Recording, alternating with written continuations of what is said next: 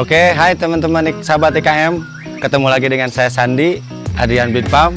Kali ini saya mengajak teman-teman sahabat kicauannya untuk jalan-jalan melihat salah satu penangkaran yang ada di Sukabumi. Untuk kali ini kita akan bertemu dengan salah satu penangkar yang ada di Sukabumi. Dia salah satu panutan saya sebagai peternak burung murai batu ya khususnya.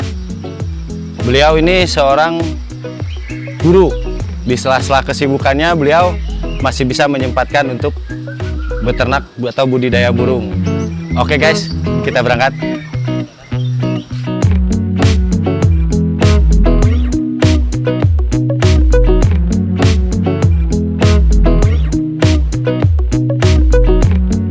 Oke, lokasi untuk saat ini kita mulai berjalan ke lokasi rumah beliau ya.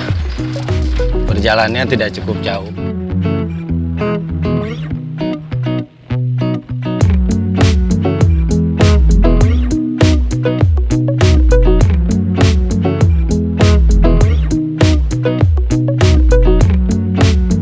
Oke guys, kita sudah sampai. Lokasi rumah beliau hanya beberapa meter dari jalan raya. Kita langsung aja.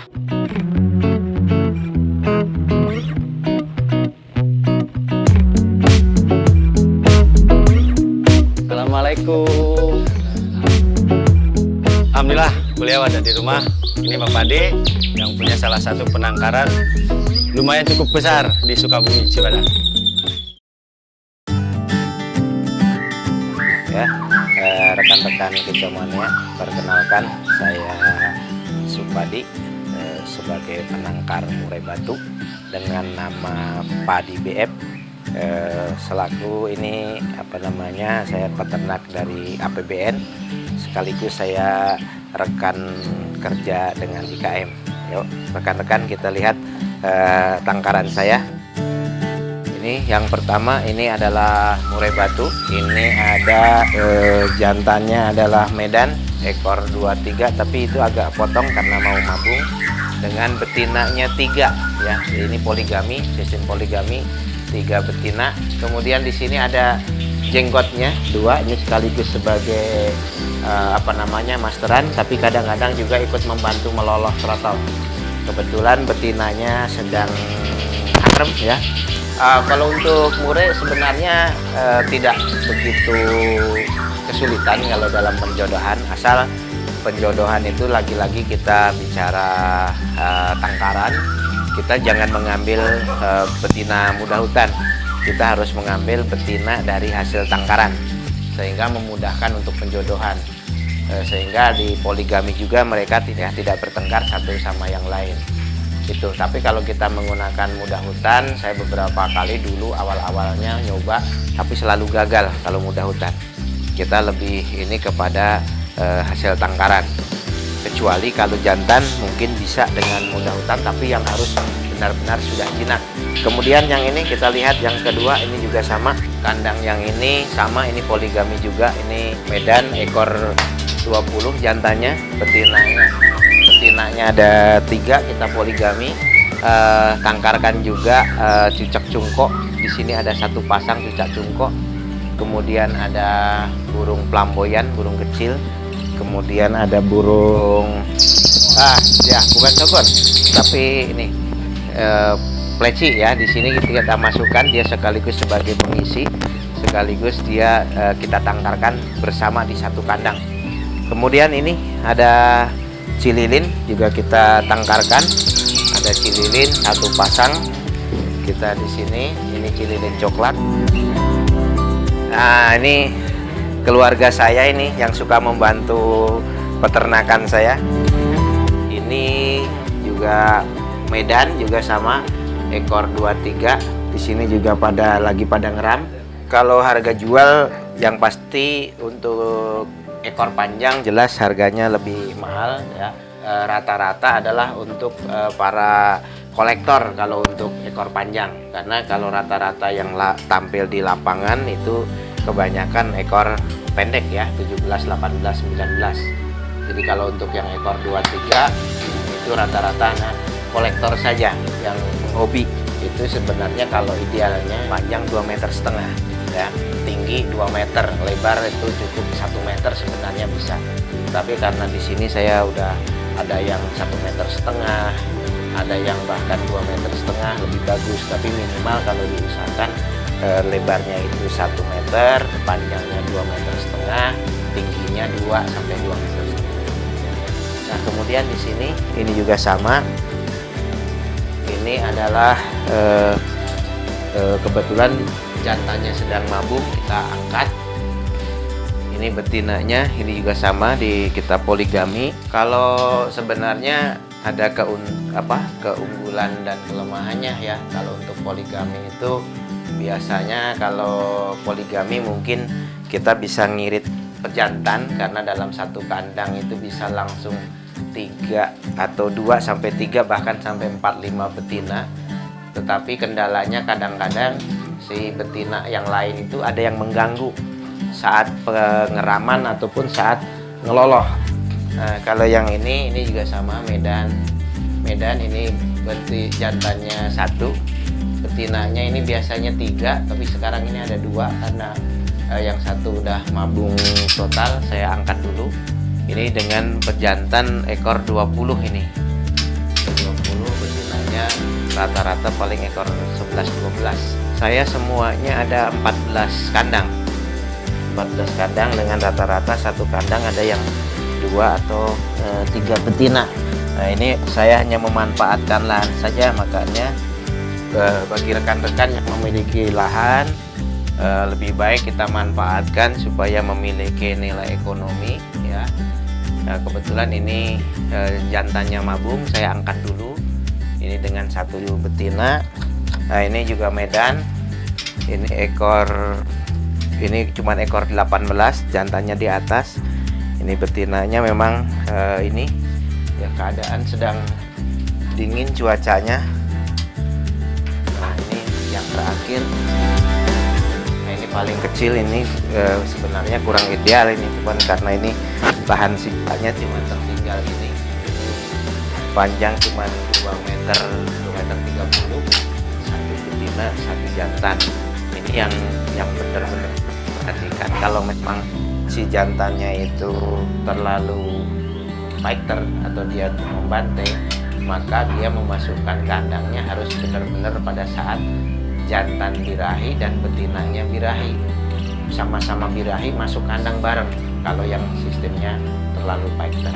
Tapi kalau yang tidak terlalu fighter ya ini tidak terlalu fighter ini sebenarnya. Enggak, kalau si betinanya ini hasil tangkaran, ini enggak sebenarnya. Cuman ini karena mungkin baru aja ya, baru orang masuk pertama. Kalau yang biasa begini, kalau ada yang angrem gini, kita dada begini, dia nggak akan terbang. Kalau hasil tangkaran betinanya, meskipun dia sedang loloh, sedang angrem, kita dada begini di depan glodok, dia akan aman, nggak akan pergi. Justru kalau menurut saya, pengalaman saya pribadi, justru semakin kita sering ada di dalam kandang, burung itu dia akan semakin nyaman. Jadi begitu nanti ada orang masuk, dia tidak akan gerabakan lah bahasanya. Coba perhatikan, ini kan dia terbangnya biasa saja lah, ya nggak terlalu nabrak gitu. Tapi kalau mudah hutan, ya udah begini aja udah langsung bonyok, kepalanya udah ngebentur tembok gitu. Nah, ini kita pindah ke kandang yang terpisah di atas. Ada 5 kandang lagi.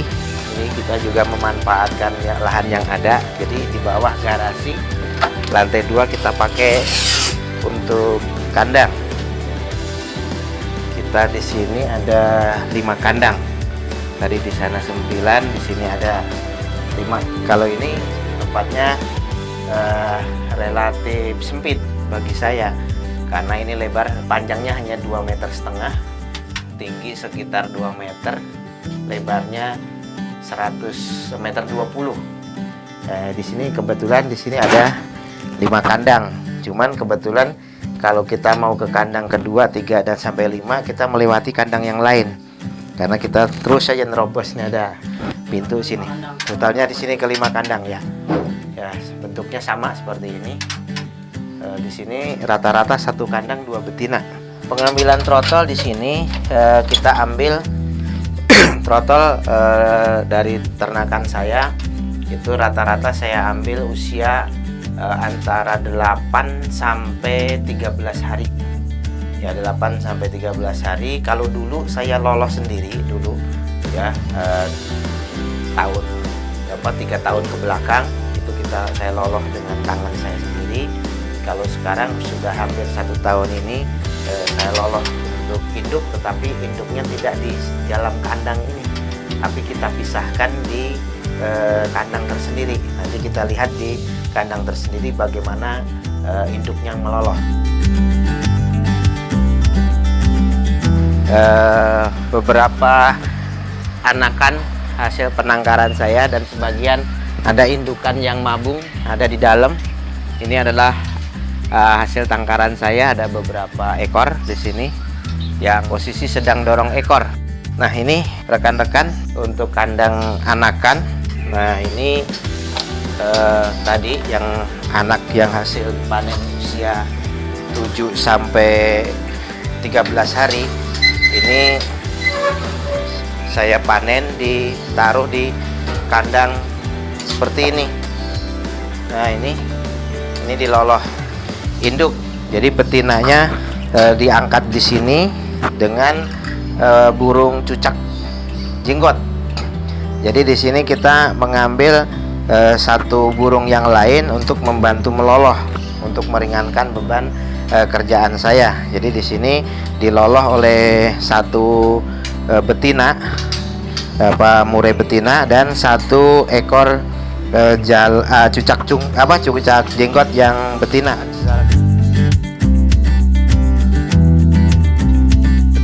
Secara kebetulan waktu itu saya bermain kepada rekan saya, sesama-sama pemain burung. Kebetulan di sana ada cucak jenggot yang sedang ngeloloh kacer dan burung-burung kecil semacam ciblek gitu. Kemudian saya rayu, saya adopsi untuk ke sini, sehingga diperkenankan saya adopsi ke sini untuk membantu ngeloloh di saya. Kebetulan tadi di kandang tadi juga ada cucak jenggot 2 ekor yang dia sudah bisa ngebantu ngeloloh juga. Nah, nanti insya Allah saya kedepannya bisa terbantukan semua kegiatan ngeloloh saya untuk trotol ini, jadi tidak mengalami kesulitan. Bagi rekan-rekan untuk menjaga kesehatan, ini kalau di dalam ruangan ini penuh dengan murai seperti ini, usahakan di dalam itu dikasih blower ya, untuk mengambil atau memasukkan udara dari luar atau membuang udara yang ada di dalam ruangan. Fungsinya untuk menyegarkan udara yang ada di dalam ruangan supaya tidak pengap, kemudian sirkulasi udara, pergantian oksigennya terganti secara teratur. Jadi burung tidak mengalami sesak napas atau apalah yang diakibatkan dengan udara yang kotor. Jadi tujuannya supaya udara di dalam ruangan ini selalu bersih. Nah, untuk ternak murai itu saya sejak tahun 2015 ya, kurang lebih berarti sudah 5 tahun. Kalau saya kebetulan baik-baik saja, tapi kan kebetulan ini penangkarannya bukan di dalam rumah, tapi di sekeliling rumah. Hanya yang ada di dalam rumah ini adalah yang hasil ternakanya berupa trotolan, kita masukkan di ruangan khusus. Tujuannya apa? Supaya angin tidak angin luar itu tidak langsung berhembus mengenai trotolan, sehingga dia tidak kena angin luar, jadi tidak cepat sakit.